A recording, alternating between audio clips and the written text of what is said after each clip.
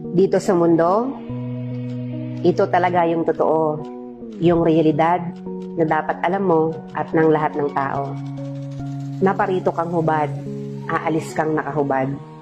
Dumating kang nangihina, lilisan kang mahina. Iniluwal kang walang salapi at mga bagay, maglalaho kang walang salapi at mga bagay. Ang una mong paligo, may naghugas sa iyo. Ang huli mong paligo, may maghuhugas sa iyo.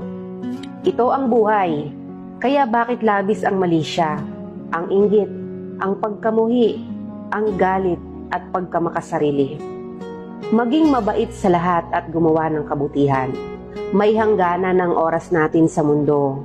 Huwag sayangin sa walang kabuluhang bagay. Manalangin at higit sa lahat, huwag na huwag nating sasambahin ng pera.